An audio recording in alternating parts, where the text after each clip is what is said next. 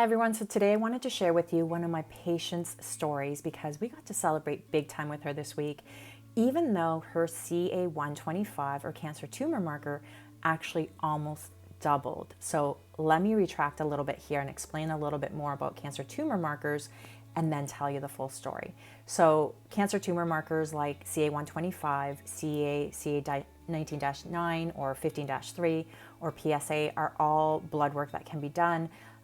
Most people actually have low levels of these cancer tumor markers in their blood if you were to test for that, but the amount of each marker can increase and sometimes by a lot when there is a particular type of cancer in the body. Now, it could also increase for non-cancerous type processes. So sometimes it's one of those things that's sort of part of that investigative process. It's not used necessarily to just diagnose with just a cancer tumor marker. It just gives you an idea as to whether or not we need to investigate further. So we started working together with this patient this past summer.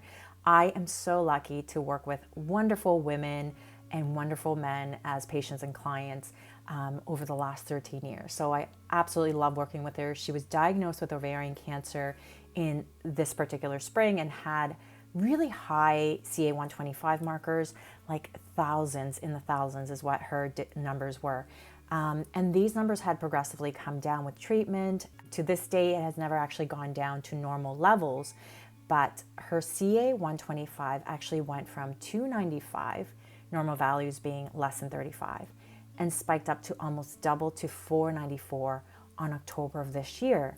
Now, between the time of that first 295 reading and that 494 reading, she had a flu and vid vaccine. This is going to be really important because we're actually going to talk about 3 potential things that could have caused this spike up in her tumor marker in her particular case. So number one, as I think often think about with increases in cancer tumor markers, is that there is progression of disease. So that is a potential thing that can happen, or that those markers can sort of give us an idea of is there progression of disease. And certainly when you see a spike up of cancer markers, that is probably the first thing that most people think about. Now, the second potential thing that could have impacted the spike, according to research, is actually that vid vaccine that she had just had. So in the research, it's been shown that sometimes for some people, we see this temporary rise in cancer tumor markers like CA125, for example, after people have had the vid infection. But also, what I found when I was researching for her particular case is that this recent case report came up and was written up about a patient who also happened to have ovarian cancer in 2017. So she received her first dose of the Pfizer vaccine and on February of 2022, and had this follow-up a month later of that same year doing routine blood investigations, including that CA125. What had happened during that time is that her CA125 levels had actually been shown to rise from 15.8 just a few months before to 78. So again, the normal being less than 35, so it was definitely higher than even what the normal was supposed to be. About a month later, they tested it again, and it actually had gone back down to normal levels to 24.4. Again, what we're looking for is less than 35. So what was important about this particular case report is that for this particular woman, they had also done a PET CT scan.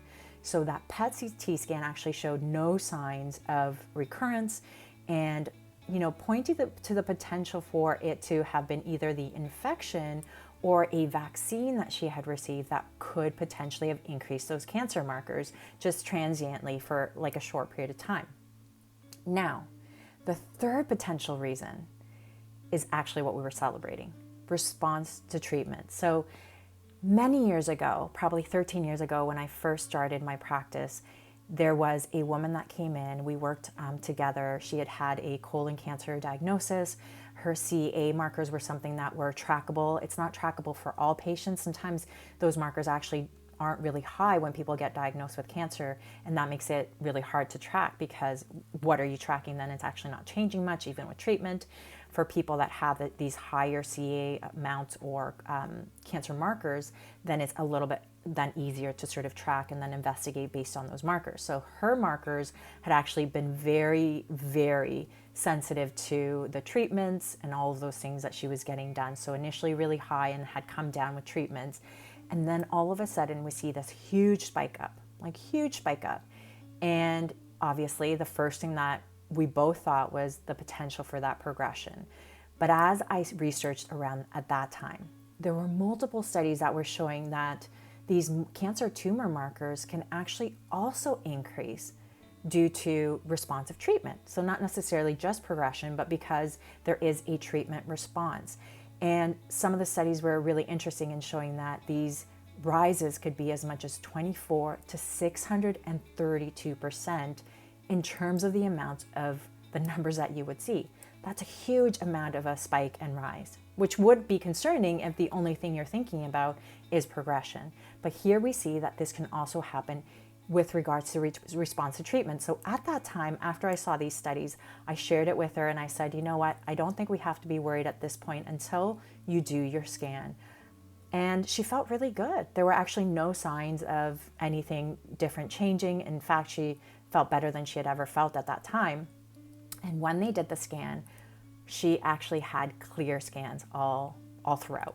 She had had full response to treatment. There was nothing else within those scans to see. And so in this particular case, even though she had this huge surge, and it's usually transient, again, it might last around 2 months' time or so, she had actually responded to treatment well, and that's where that surge came from.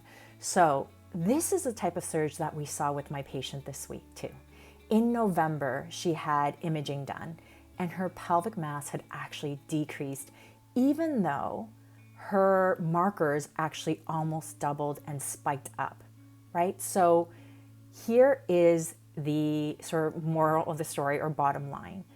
These cancer tumor markers are really great in terms of what they can help us do and investigate and sort of guide us along, but they're also not gold standard. So the gold standard would actually be imaging to see and make sure that there's actually progression, or maybe it's just a response to treatment.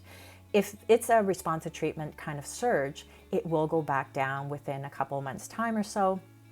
And also to know that blood work and cancer markers, again, can be actually impacted by many things. So one of the things that we absolutely have to do is to continue to investigate, even though these cancer markers may be concerning. So I thought I wanted to share that with you because I know so many of you have these tests done and may not know about a few things that could potentially be impacting those markers. So they're not always going to be indicative of something negative happening. It could be something positive. The only way you'll know is actually to get that imaging done as well. I hope this helps you, and see you in the next one.